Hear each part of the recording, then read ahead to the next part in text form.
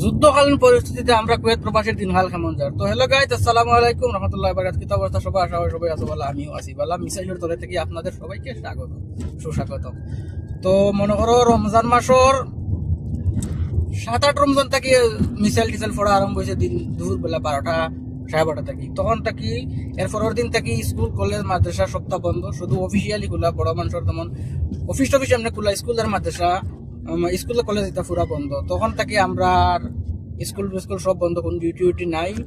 এমনি বাজার ঘাট তারা লইয়া ঘুরানি ইধার উধার, তার বোনের বাড়ি, ময়ূর বাড়ি, মামুর বাড়ি, বন্ধু বান্ধবর বাড়ি। এরপরে ঘরের জিনিসপত্র সরঞ্জাম, ঘরে যেটা লাগে যাবতীয় জিনিস, নিত্য প্রয়োজনীয় এই সমস্ত জিনিস আনা নেওয়া, আর ঘুমানি আর খানি। এক ঘুমে 10টা 11টা 12টার সময় উঠো।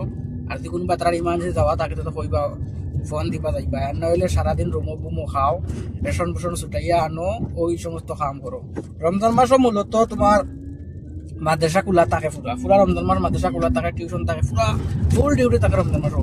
এই রমজান মাসও 6-7 দিন পর্যন্ত ফুল ডিউটি আসিল। এরপরে যেমনি মিসাইলে আরম্ভ হইলো, ইরানে মারলো, ইসরায়েলে ওবার থাকি মারে, তারা আটকারা, এই সমস্ত যেমনি শুরু হয়েছে তখন থাকি তোমার মাদ্রাসা বন্ধ দিলাইছে। তখন থাকি আইসি 34 দিন আর এখন পর্যন্ত আমরা স্কুল কলেজ সপ্তাহ বন্ধ। আমরা হারাম আর ঘুমারাম, আর হালকা পাতলা ডিউটি ওর না ডিউটি ওর মনে করো ডিউটি ইতাত বন্ধ হয় না। ঘুরানি ও বাড়ি ওপায় যাওয়া বাজার ঘাট এই সমস্ত ডিউটি চলে।